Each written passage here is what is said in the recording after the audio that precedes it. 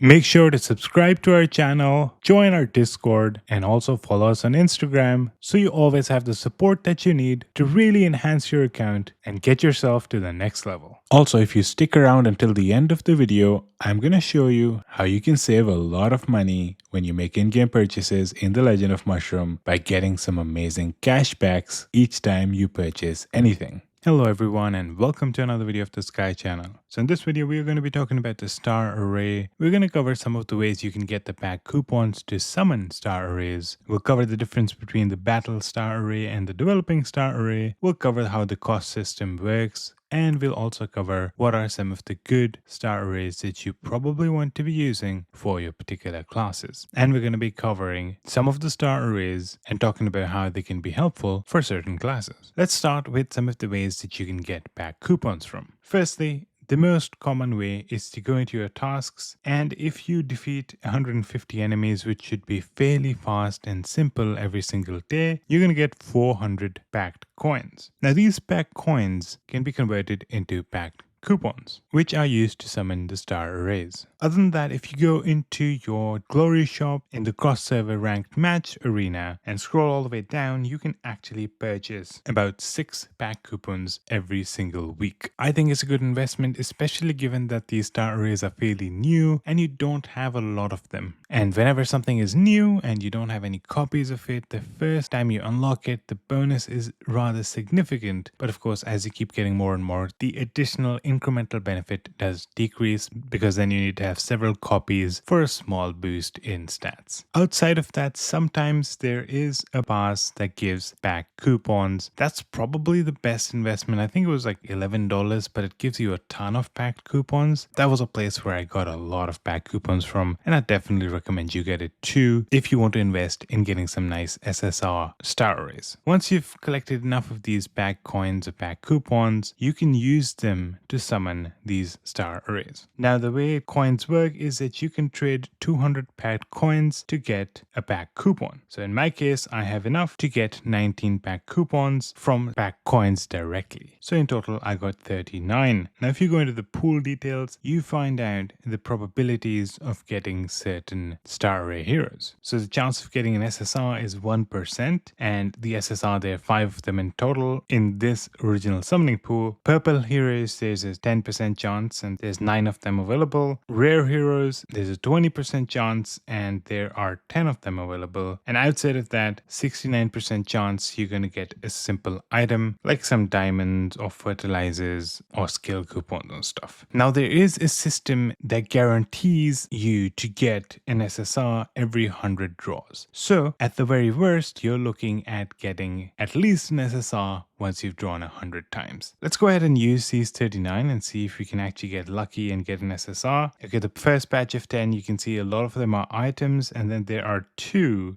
rare star arrays. Doing it again and again, a lot of them are items, and then we got 2 rare ones. A third time, this time we actually got an SR or purple one, which is nice. And then we're just gonna use the rest, and you can see that we got 1 more purple and a bunch of the items and a rare. Okay, so now you can see guaranteed within 41 draws. So very likely I might have to just go through the 41 before I get an SSR, and the SSRs are fairly helpful. But now I'm going to talk a little bit about the battle and the developing star array. The battle star array essentially has certain bosses that give benefits in battles. Developing star arrays have bosses that give benefits outside of battle. Now, if you were to go into this Storm Dominion dragon that I have, you can see that his main skill is that every 16 seconds after the battle starts, it deals 555.6% of current area effect basic attack damage, and it can be crit, and each crit within 5 seconds actually deals extra damage equal to 0.42% of the target's current HP. And as you can imagine, this main skill is pretty cool, right? Doing extra basic attack damage and then your crits doing extra damage equal to a certain percentage of the current HP of the target.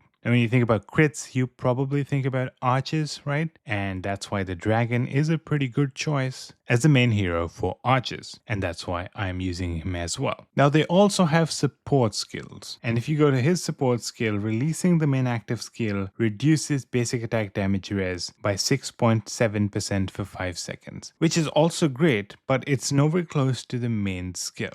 Right? The main skill is way better than the support skill. And what determines if it is going to be using its main skill or the support skill? Well, you can choose one main star array, in my case, the dragon, so it's going to be using its main skill, and I have the option of 2 supporting star arrays. In this case, you can see that I've put in the monkey and I've put in this leaf girl, and what I'm getting from them is that releasing the main passive skill increases the crit rate by 6.7%. which is of course good for me because I'm an archer. Crit rate is always helpful. And the monkey is saying that releasing the main active skill increases attack speed by 6.1% for 5 seconds. Again, attack speed is good for me because I'm an archer.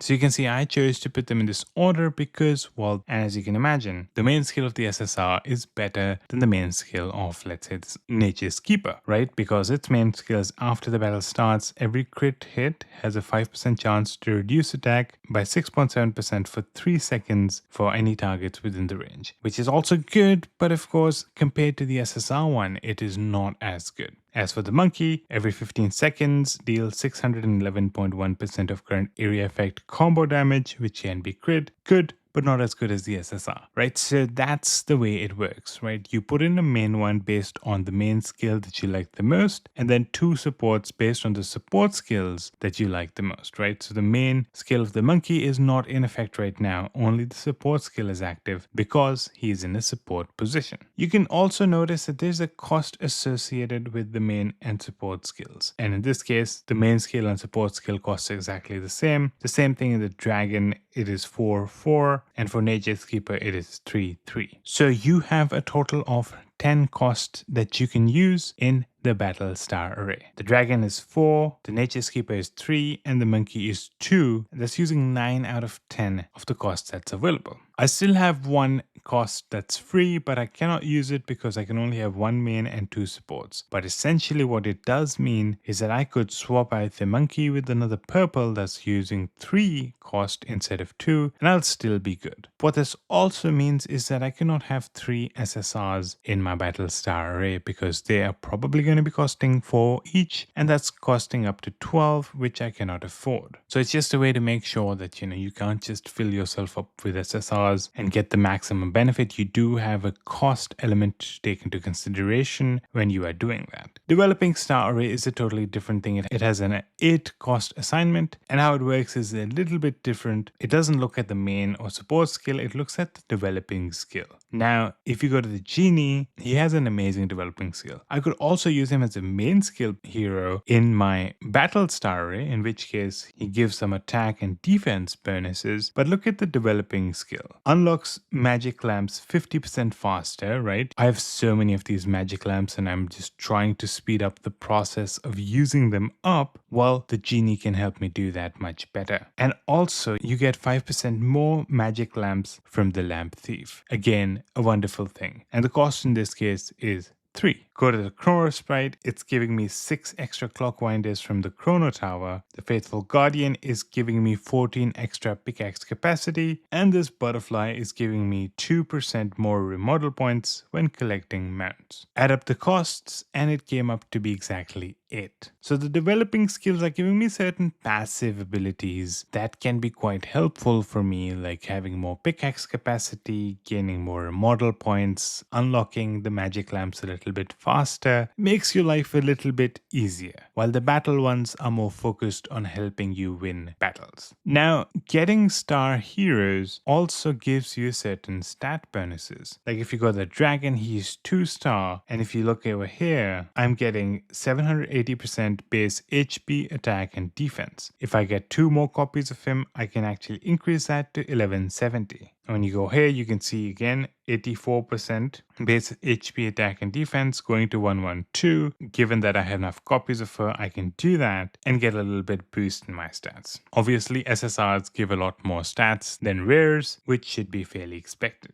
Okay, so we talked about the fact that the dragon is great for archers. How about this dog? Well, if you look at his main skill, every 16 seconds, 3 random pals gain 8% combo multiplier and 8% final crit damage for 5 seconds. Whenever you hear pals, you can probably tell that this is good for the Beastmaster or Supreme Spirit classes. How about this magician? Well, no surprise there. His main skill is focusing on skill damage, and as you can imagine, he is good for mages. The genie is pretty much good for everyone as a developing hero, right? Because he goes into your developing pool and not the main attack pool, and he's probably the only SSR that's currently designed just for developing. Perhaps in the future we might have other SSRs that are like that, but for now it's just him. Next up, there's this guy over here, and I don't have him yet, but as you can see from his skill, deals air effect damage equal to 5% of maximum HP. That sounds like a really warrior kind of thing, right? Because they don't have too much attack. They might have amazing survivability, but they lack in some damage dealing skills. So doing damage based on maximum HP is definitely helpful for them. And there's this new limited time summons that came up with 2 new heroes that are not available from the regular summons. And if I were to take a look at the SSR that they have unlocked for this, it seems to be suggesting that it does 1500% of bleed skill damage every 15 seconds and stuns the target for 1.5 seconds. Now, when I hear bleed skill damage, I'm assuming that's related to skill damage. I'm not entirely sure whether that's a totally different thing altogether, but if it's skill damage related, that's probably a mage thing. But as for the other SSRs, you can see that there is one for each of the different classes that they had in mind when they were releasing them. Purples, based on the main skill, you can see which class they were designed for, right? All pals gain 4.4% crit rate and base crit damage. That's definitely one for the Beastmaster classes. This one's giving a shield, and when you think of shield, you're thinking of warriors to enhance their survivability and do more counter damage. This one is also targeting pals, as you can see. So based on their main skill, you can easily see what they might be good for. In my particular case, currently, of course, as an archer, I've chosen these 3.